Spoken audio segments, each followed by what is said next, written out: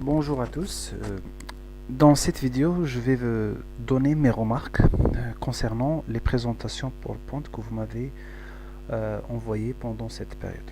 Donc, tout d'abord, je vais vous donner quelques remarques sur ce qu'il ne faut pas faire dans une présentation PowerPoint et par la suite ce qu'il faut faire dans une présentation PowerPoint.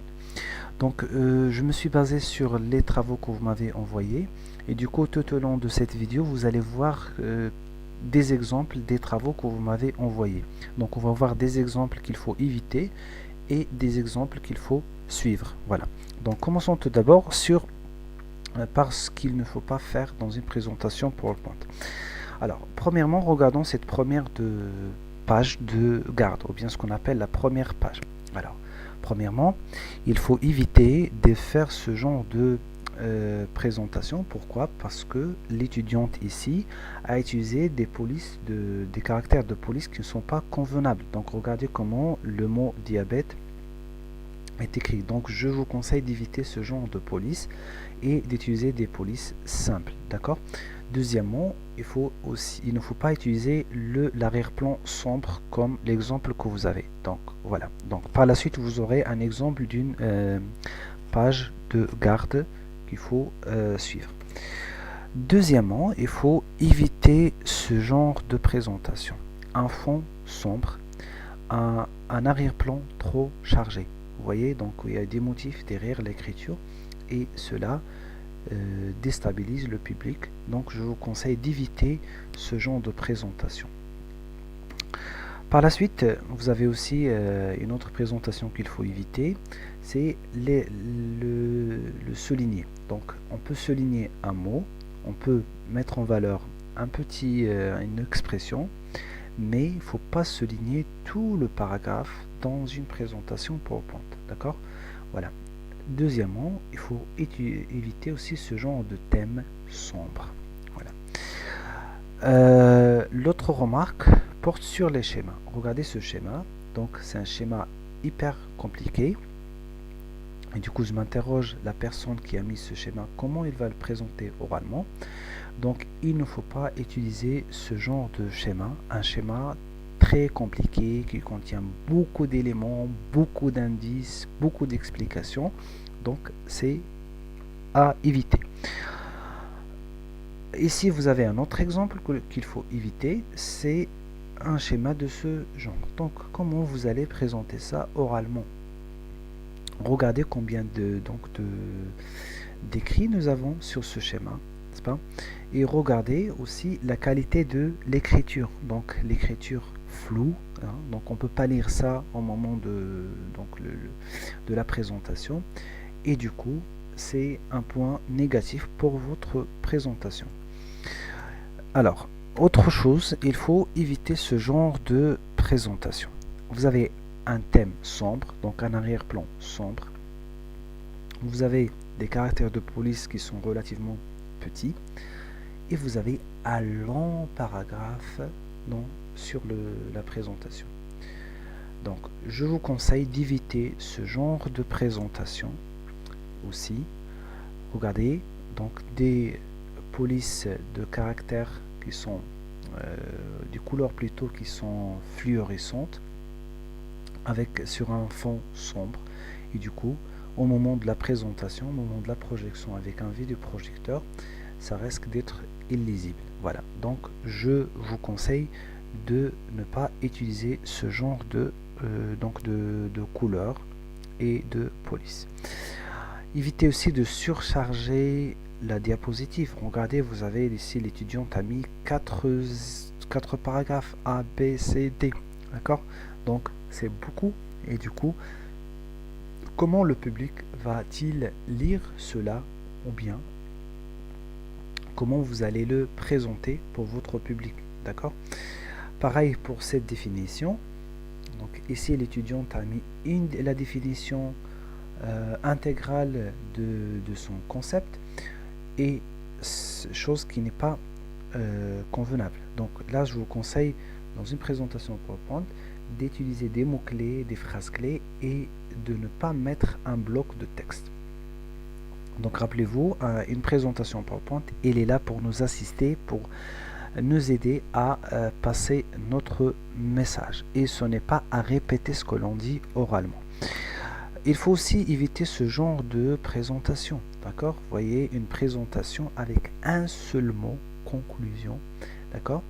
Et du coup, c'est gênant au moment de la présentation. D'accord? Voilà. Donc ici, il faut prévoir 2 ou 3 phrases comme conclusion. Alors, passons maintenant à ce qu'il faut faire dans une présentation PowerPoint. Tout d'abord, au niveau de la première page, il faut prévoir donc il faut prévoir un petit espace pour le logo de l'université et le logo de la faculté. Donc vous voyez à gauche, vous avez l'université Qada'iyya, après vous avez la faculté des sciences, donc vous allez mettre le logo de votre faculté. Si vous avez, donc regardez à droite, si vous avez le logo de votre département, il faut aussi le mettre, ou bien il est conseillé de le mettre aussi sur la première page. Donc cela est très important parce que ça donne une idée sur notre appartenance académique, on appartient à quelle université, à quelle faculté, à quel département. On peut écrire aussi le nom dans notre licence, donc vous êtes en licence fondamentale, licence spécialisée, licence professionnelle, etc. Donc vous mettez le nom de la licence et par la suite le titre de votre présentation. Il est aussi conseillé d'utiliser une illustration que vous voyez en bas du titre qui illustre le sujet que vous voulez présenter. Et par la suite, réalisé par, encadré par, et vous pouvez ajouter aussi l'année universitaire. Voilà. Donc je vous conseille d'utiliser ce genre de présentation. Regardez, l'arrière-plan il est simple, le fond il est simple, les couleurs sont simples, etc. Deuxièmement, il faut prévoir ce genre de thème. Et quand je dis le thème, c'est les thèmes que vous trouvez sur les PowerPoint. Voilà. Donc un thème simple, vous avez une place pour le titre et après vous avez des couleurs qui sont le blanc, noir, etc. Donc il n'y a pas beaucoup de couleurs, il n'y a pas beaucoup de motifs, etc. Voilà. Voilà. Et si vous avez aussi un autre exemple, donc vous avez un thème simple, vous avez donc une présentation avec peu d'écriture, avec des listes, avec une liste à puces. Donc on appelle ça une liste à puces. Donc des phrases clés que donc l'étudiant ou bien l'étudiante va commenter, qui va enrichir avec son discours oral. Voilà. Ici vous avez un autre exemple qu'il faut suivre. Vous voyez donc le thème il est très simple, donc voilà, un fond blanc, voilà le titre, etc. avec des citations. Donc regardez ici, vous avez 2 citations, donc vous pouvez mettre aussi sur les présentations PowerPoint des citations, d'accord, à condition qu'ils soient brefs et concises, d'accord, voilà. Au niveau des animations, donc je vous donne ici un exemple pour les animations. Donc les animations, si vous êtes capable de les faire avec le PowerPoint, donc il ne faut pas en abuser. Et du coup là, vous avez une petite animation qui explique une définition d'un processus. Voilà, donc vous voyez la simplicité de la chose, c'est très simple et clair, d'accord. Et rappelez-vous les schémas que vous avez vus au début qui sont trop chargés. Alors ici vous avez un autre schéma, donc vous voyez un schéma qui explique un processus. Voilà, donc c'est lisible, clair, facile, il n'y a pas beaucoup de contenu. Donc je vous conseille de faire ce genre de schéma et d'éviter les schémas que je vous ai montrés au début.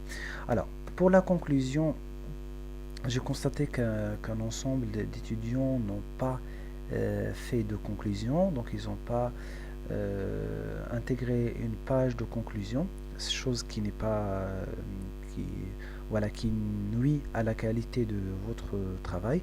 Donc on ne peut pas prévoir un travail sans conclusion et du coup il faut faire une page de conclusion.